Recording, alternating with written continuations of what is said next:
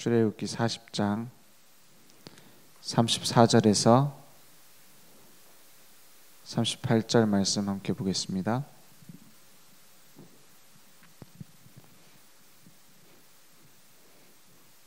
제가 한 절 여러분 한 절 교독하겠습니다.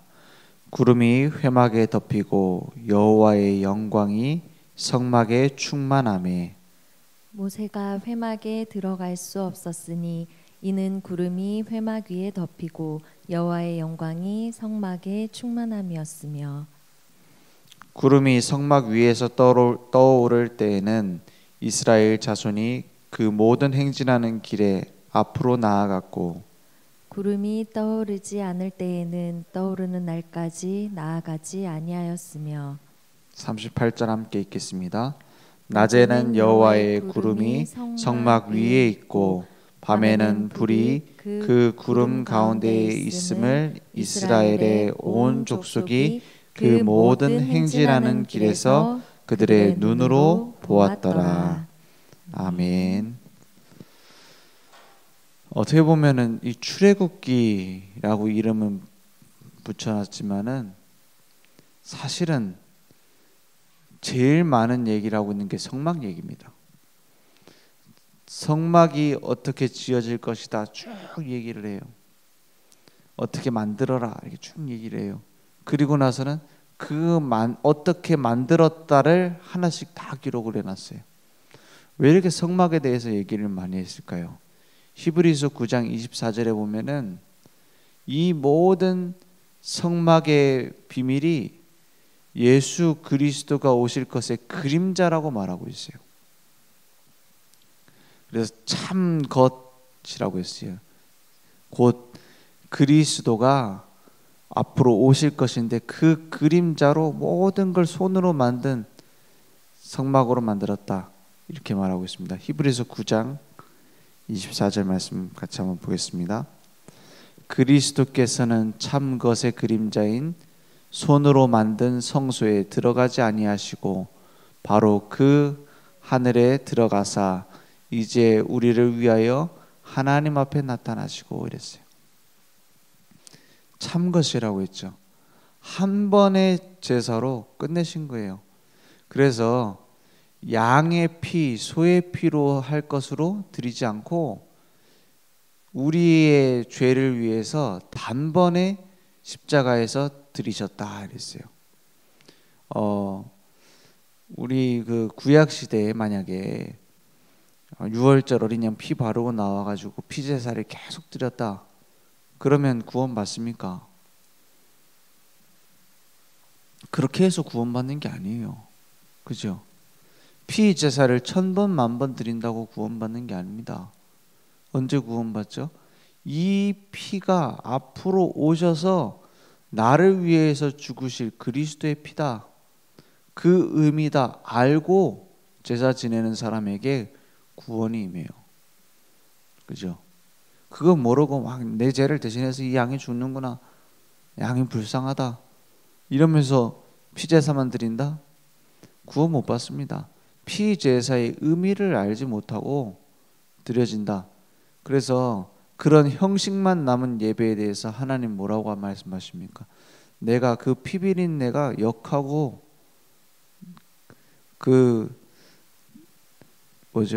이 피 제사 드리는 것이 내게 이제 거북하다 이렇게 말씀하세요. 왜죠? 그냥 의미도 모르고 그냥 피만 흘리는 거예요. 그냥 예배만 드리는 거예요. 그래서 오늘도 우리의 모든 삶에 예수가 그리스도 대신 그 피 언약이 없으면 모든 것 헛됩니다. 참 것을 다 놓치고 그림자만 붙잡고 있는 거예요. 반대로 성막이 왜 예수님에 대한 얘기인가? 왜 피 제사를 드리고 왜 물두멍에서는 손을 씻어야 되고 왜 떡상이 있고 그 금잔대가 있는가? 거기에 대한 의미를 알고 하나하나 보고 누리면 모든 게 중요한 예배의 축복이 되어버려요. 왜 언약궤 안에는 떡이 들어있고 그 만나 담은 항아리가 들어있고 말씀 돌판이 있고 아론의 상란 지팡이가 있는가? 그 의미를 복음으로 그리스도의 비밀로 다시 해석을 해서 보면은 그 하나하나가 풍성한 그리스도에 대한 약속이에요. 왜 성소 안에는 이렇게 뭡니까? 제단이 있고 향단이 있고 그런 그 의미를 갖고 만들었는가? 그걸 알고 보면은 우리 신앙생활에 답이 다 들어 있어요. 모르고 성막을 위해서 열심히 헌신한다? 아무 의미 없습니다. 교회도 마찬가지입니다. 그냥 교회 일 열심히 해가지고 내가 복 받겠지. 그런 사람 너무 많아요. 그냥 내가 뭔가 최선을 다해서 하나님께 드리면 하나님이 내게 갚아주겠지. 이런 식으로 생각해요. 그래서 가장 그 종교적인 게 뭡니까? 그 지성이면 감천이라는 거예요. 내가 막 열심히 하나님께 하면은 하나님이 감동해하고 내게 복을 내린다. 아니 무슨 하나님이 그렇습니까? 하나님이 우리를 사랑하신다고 했는데 그러면 기브 앤 테이크입니까? 서로 이용하는 계약자예요? 아니잖아요. 하나님은 우리를 사랑하셔서 축복하려고 기다리고 계세요. 그러면 우리는 뭐 하면 되죠? 거기에 방향 맞추면 됩니다. 뭐에 방향 맞춥니까? 오늘 말씀에 나왔던 것처럼 구름이 회막에 덮이고 여호와의 영광이 성막에 충만하매 이랬어요. 하나님의 영광이 내게 다 임한 거예요. 이사야 60장 1절에 나온 것처럼 여호와의 빛이 내게 임했다 그랬어요. 그래서 여호와의 영광이 내게 임하였으니 이미 임한 것을 우리는 믿는 거예요. 그래서 35절에 보니까 모세가 회막에 들어갈 수 없었으니 이는 구름이 회막 위에 덮이고 여호와의 영광이 성막에 충만함이었으며 요 구름이 임했다. 이게 여호와의 영광의 어떤 보여지는 모습입니다. 그렇다고 뭐 구름이 하나님이다 이렇게 말할 수는 없고, 그래서 변화산에서 예수님이 그 제자들을 불러서 막 예수님과 모세, 엘리야 얼굴이 나타나고 그때도 구름이 임했잖아요. 그것처럼 하나님이 내게 임했다 이 말이에요. 구름이 성막 위에서 떠오를 때에 이스라엘 자손이 그 모든 행진하는 길에 앞으로 어떻게 해요? 나아갔고 있어요. 성막 위로 구름이 확 올라가니까는 이제 걸어가는 겁니다. 구름이 떠오르지 아니할 때에는 떠오르는 날까지 나아가지 아니하였으며 그랬어요. 이게 훈련입니다. 하나님이 가라고 할 때 가고 멈추라고 할 때 멈추는 거예요. 이유 설명이 없어요. 지금 며칠 동안 가지 말라고 합니다. 한 달 동안은 가지 말라고 하네. 그러면 어떻게 하고 있어요? 가만히 있는 거예요. 어느 날은 계속 가라고 하네. 그럼 계속 걸어가는 거예요. 지금 우리는 이스라엘 백성이 이랬다고 하더라 하니까는 그러려야지. 아니 왜 지금은 계속 가라고 하고 또 지금은 또 왜 멈춰서 며칠 동안 몇 주 동안 계속 가만히 있으라고 왜 이러는 거냐? 이유가 없어요. 그래서 하나님의 말씀을 내 이성을 가지고 이해한다? 그거 자체가 교만입니다. 우리가 막 생각하고 끼워 맞춘 대로 하나님이 이렇게 역사하신다? 그게 교만이에요. 어떤 전도 한다고 이제 프로그램 이렇게 만들어 놓은 거 보면은 다 하나님이 이렇게 해야 돼. 우리가 시킨 대로 해야 돼. 교재도 다 똑같은 거 해야 되고 방법도 다 똑같이 해야 되고 전도할 때 이렇게 말하면 이렇게 대답해야 되고 그런 훈련이 많이 있어요. 물론 우리가 그런 상황에는 이렇게 대처를 해야 된다. 그게 꼭 나쁘단 말은 아닙니다. 근데 그런 많은 제한사항, 방법 이런 것이 성령 인도를 제한할 수 있어요. 옛날에 지금도 있습니다. 그 어린이 전도 옆에 보면 뭐 색깔만 가지고 이렇게 설명하는 뭐 글씨 없는 책, 글자 없는 책 해가지고 막 이렇게 설명해라. 그런 훈련 내용이 있더라고요.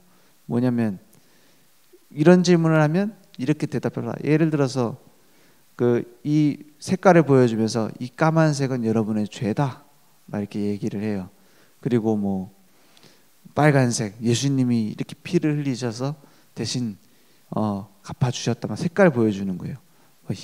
뭡니까 초록색 뭐 새로운 생명이다. 막 이렇게 설명을 해주는 그런 전도 방법인데 보면은 나는 죄가 없는데요.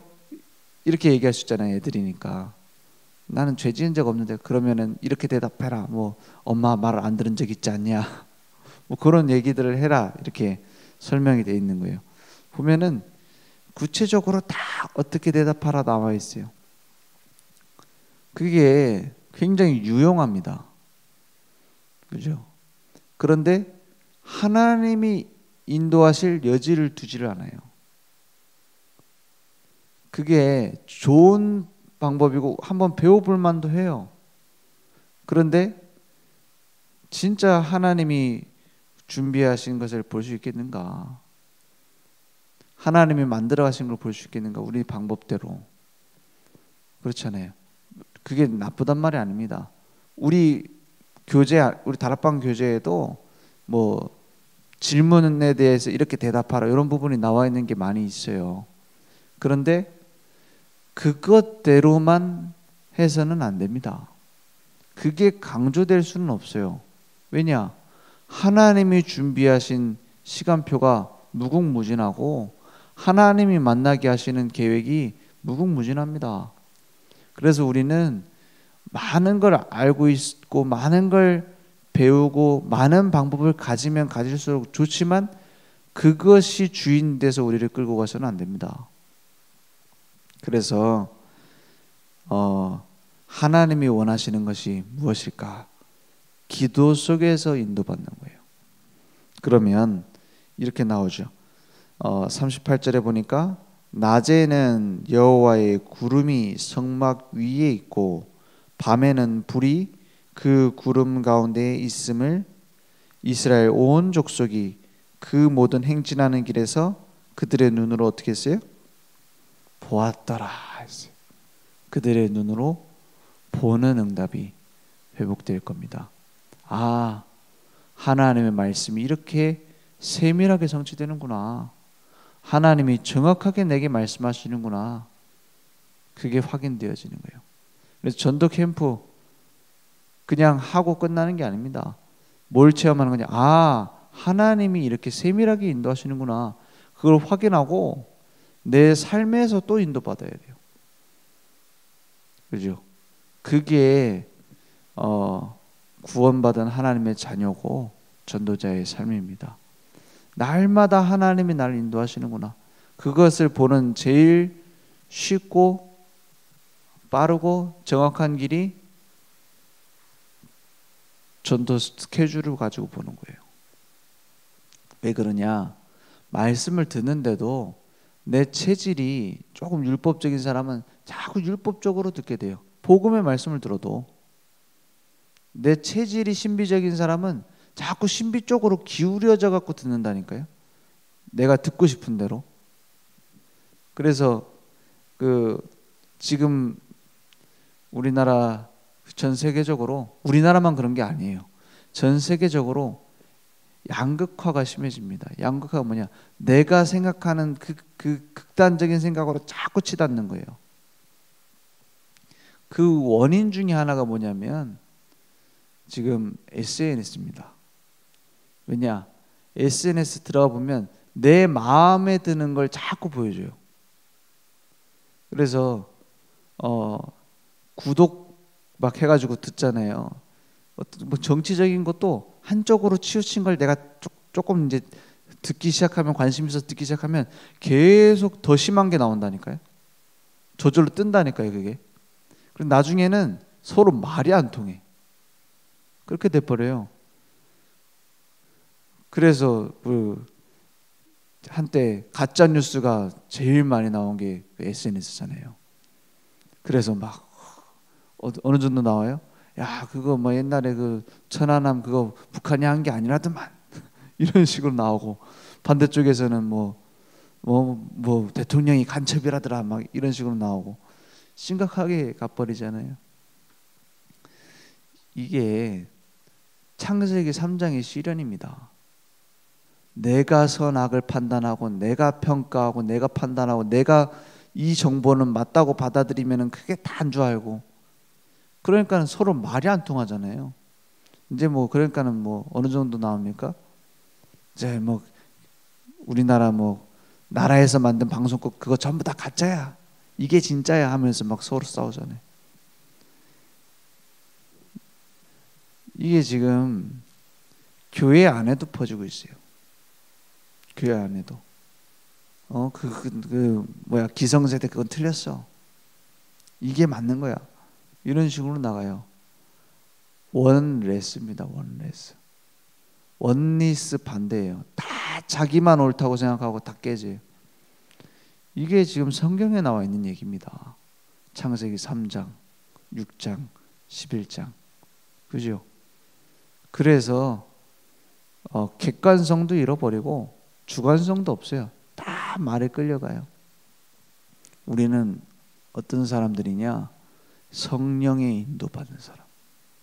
성령 인도받는 사람은 어떻게 해요? 하나님이 원하시는 게 무엇일까? 내가 가지고 있는 판단, 평가 내려놓는 거예요. 저 사람 말을 듣고도, 또 다른 반대말을 듣고도 중심을 잡을 수 있어야 돼요. 그러니까 뭐 전쟁 났다 하니까는 또 양쪽으로 붙어가지고 이스라엘이 잘못했다, 저 팔레스타인 얼마나 괴롭혔냐, 또 반대로 또 이스라엘이 너무 불쌍하다, 어떻게 사람들을 저렇게 납치해 가냐. 그 뒤에 무시무시한 거 있습니다. 그 뒤에 뭐 있어요? 정사와 권세를 잡은 사단의 역사가 있어요. 지금 양쪽이 다 피해자입니다. 자세히 보면은 저 막 이스라엘 다 죽여야 된다 하는 이슬람 그 무슬림들이나, 반대로 막 우리나라 우리 민족 하고 있는 이스라엘이나, 복음 아니면 희망 없어요. 그렇지 않습니까? 우리 뭐 갈라져서 싸우는 우리나라도 복음 아니면 희망 없습니다. 그래서 이 훈련을 자꾸 시키는 거예요. 뭐죠? 네가 가지고 있는 판단, 평가 하지 말고 불기둥, 구름기둥 따라가라. 그죠? 그게 늘 어떻게 했다고요? 행진하는 그들의 길에서 그들의 눈으로 보았더라. 그래서 전도에 관심이 없어지면 내 생각대로 가버려요. 그래서 다른 걸 하지 못하도록 만드는 게 제한적 집중입니다. 다른 거 하지 말라는 거예요.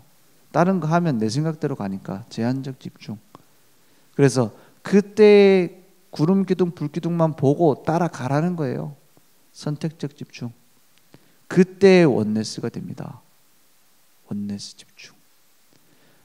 100사람이 모이면 100사람 다 다른 소리예요. 10,000명 모이면 10,000명 다 틀린 소리예요. 다 서로 다른 얘기하니까는 틀릴 수밖에 없어요. 그죠? 말씀 하나 보고 따라가면 원네스 돼요. 그걸 만들기 위해서 뭐예요? 날마다 복음 전하는 데에다 중심을 두고 말씀 따라가는 겁니다. 그러면 저절로 다 맞게 돼 있어요. 성령인도 가장 쉽고 가장 빠르며 가장 정확한 길입니다. 반대로 내 중심이라는 것을 버리지 않으면 불가능해요. 그렇죠? 그러니까 성령인도 받아서 고넬료를 만나러 갔던 베드로, 가장 쉽고 빠르고 정확한 길입니다. 딱 기다리고 있잖아요. 그런데 그 뒤에가 또 문제예요. 그 뒤에 과거 체질, 이방인하고 밥 먹으면 되냐 안 되냐 이거 갖고 싸우잖아요. 그 체질이 안 변하면 또 어떻게 돼요? 내 생각대로 막 가버리잖아요. 그래서 하나도 어렵지 않습니다. 신앙생활 하나도 어렵지 않습니다. 우리 인생 구름 기둥 불 기둥만 보고 따라가라. 성막 움직일 때 같이 가라. 그리스도 언약만 붙잡고 가라. 그래서 나의 삶에 오직 그리스도, 오직 성령, 오직 증인의 축복이 회복될 줄 믿습니다. 기도하겠습니다.